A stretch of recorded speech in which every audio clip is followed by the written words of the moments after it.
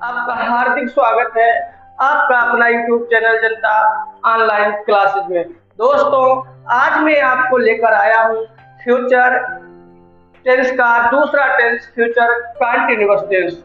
दोस्तों, आज मैं आपको लेकर चलते हैं फ्यूचर कंटीन्यूअस टेंस, इसका अफर्मेटिव सेंटेंस, जिसको हम हिंदी में नकारात्मक वाक्य कहते हैं।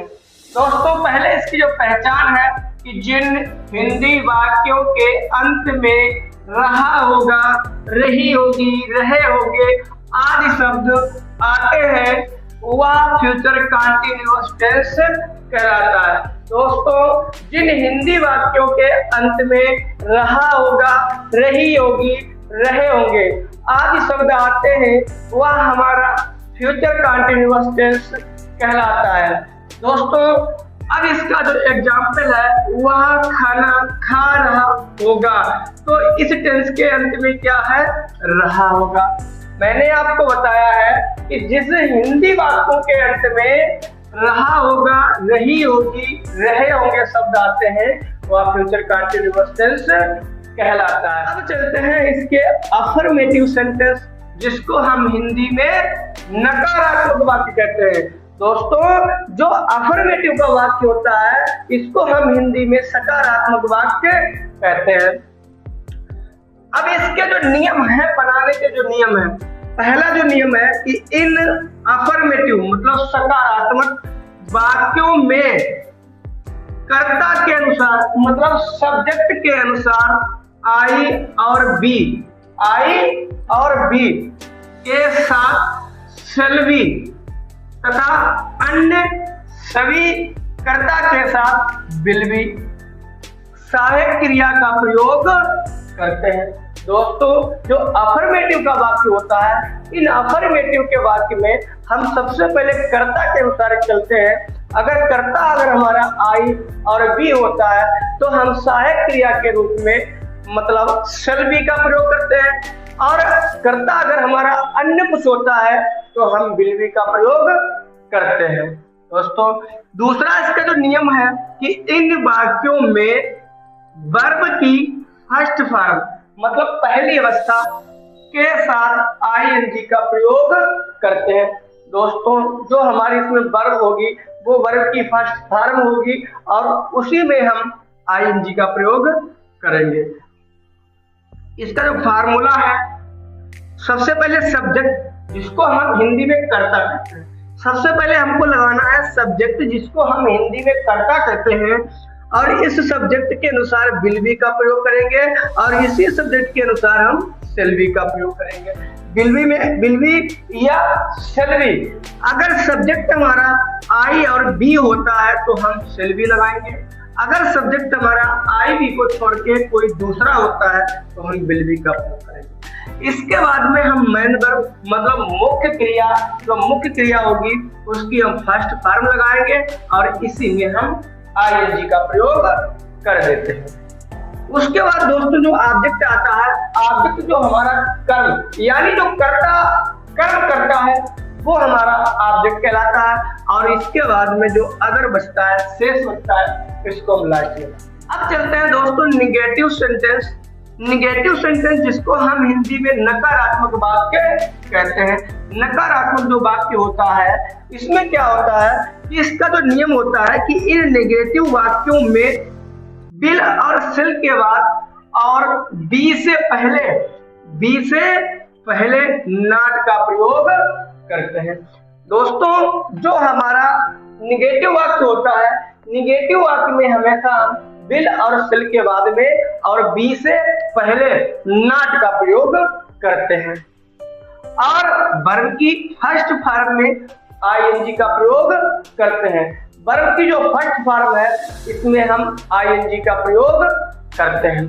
अब दोस्तों, इसका हम फार्मूला पर चलते हैं। जो हमारा फार्मूला यानी इसको हम सूत्र कहते हैं।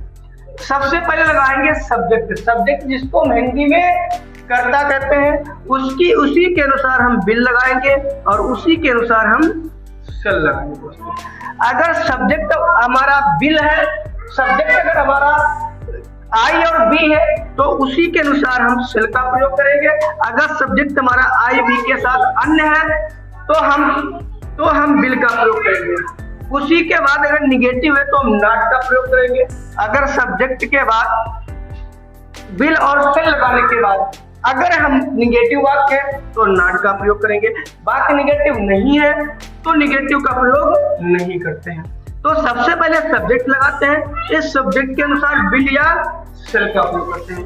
फिर इसके बाद निगेटिव होता है तो नॉट लगाएंगे, नॉट के बाद में हम विल लगाएंगे। इसके बाद में मैन वर्ब जो हमारी होगी, मुख्य क्रिया जो होती है, उसकी हम फर्स्ट फॉर्म लगाएंगे। इसी के बाद हम आईएनजी लगाएंगे। फिर हम ऑब्जेक्ट जिसको हम हिंदी में कर्म कहते हैं, फिर हम लगाते हैं अदर अन्य, जो हमारा शेष बचता है। थैंक यू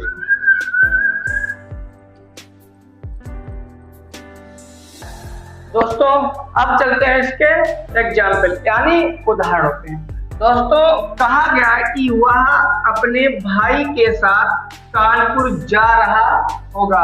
जो पहला वाक्य है कि वह अपने भाई के साथ कानपुर जा रहा होगा, तो सबसे पहले लगाएंगे हम वह की जो मीनिंग होती है वो लगाते हैं ही।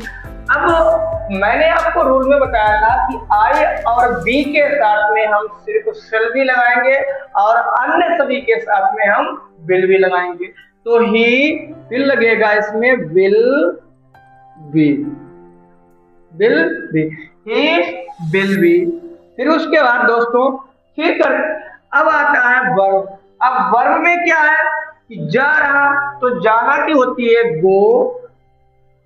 फिर इसके बाद में मैंने आपको बताया था कि वर्ब में हम आईएनजी का प्रयोग करते हैं, तो आईएनजी लगा देंगे तो हो जाएगा गोइंग। तो he will be going to Kanpur.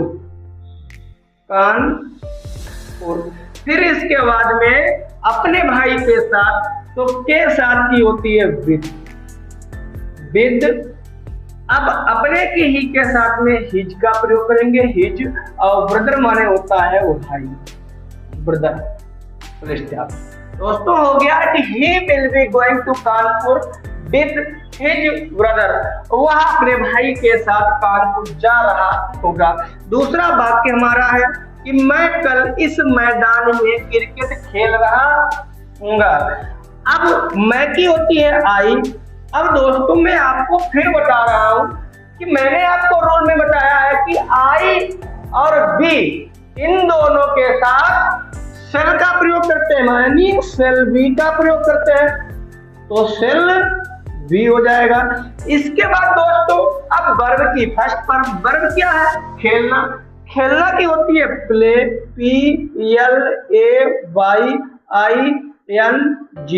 तो हो जाएगा playing. I shall be playing, क्या खेले थे? Cricket. The cricket, CRICKET, cricket. उसके बाद कहा? इस मैदान में, in this field, FIELD field. का कब? कल, टुमारो। अब इसमें यस्टरडे का प्रयोग नहीं होगा कल के लिए, कल के लिए होता है टुमारो का प्रयोग, तो टुमारो हो गया। तो I shall be playing the cricket in this field. तीसरे वाक्य पे कि नंबर 3, लड़के इस नदी में स्नान नहीं कर रहे होंगे। अब दोस्तों ये बात जो हमारा है वो है निगेटिव। अब निगेटिव में किसका प्रयोग होता है? नॉट का प्रयोग होता है। तो लड़कों की होती है कि द बॉयज, तो द बॉयज। अब ये हमारा ना तो आई है ना ही बी है। अब इनके साथ में हमें लगाना है विल। अब मैंने आपको बताया कि जो वाक्य निगेटिव होता है तो विल और शेल के बाद नॉट, और विल और शेल के बाद नॉट, और बी से पहले भी नॉट का प्रयोग करते हैं तो नॉट का प्रयोग करेंगे इससे, और फिर लगाएंगे बी। अब वर्ब क्या है इसमें? स्नान करना। स्नान करना की होती है वाट, WATH वाट। इसी में हमें लगा देना है ING, तो हो जाएगा बाथिंग। इस नदी में, तो इन इसकी होती है दिस, और रिवर माने होता है नदी। तो हो जाएगा the boys will not be watching in this river. फिर आता है चौथा वाक्य हमारा, हम आज अपना पाठ याद नहीं कर रहे होंगे। तो हम की दोस्तों आती है WEB, बी माने हम, और बी के साथ हमें लगाना है सेल बी। अब आई और बी के साथ सेल लगाते हैं, अन्य सभी के साथ विल लगाते हैं, तो लगाना है हमको सेल। फिर निगेटिव वाक्य, तो इसके बाद में हम नॉट का प्रयोग करेंगे। जब वाक्य हमारा निगेटिव होता है तो इसके बाद हम नॉट का प्रयोग करते हैं, तो हमारा लग जाएगा नॉट। फिर नॉट के बाद हम लगाते हैं बी। फिर इसके बाद वर्ब की फर्स्ट फॉर्म। अब याद करना, ये हमारी वर्ब है, तो लर्न हो जाएगा LEARN, इसी में लगा देना हमको है ING, तो हो जाएगा learning. Be shall not be learning अपना पाठ। अब बी सब्जेक्ट है, तो अपने के लिए हम अवर का प्रयोग करते हैं, अवर लेसन, और आज की मीनिंग टुडे। टुडे दोस्तों, ये be shall not be learning our lesson today, हम आज अपना पाठ याद नहीं कर रहे होंगे। दोस्तों, ये इसके चारों एग्जाम्पल हैं। जहां पर आपको समझ में ना आए तो आप इसको मतलब, थैंक यू दोस्तों।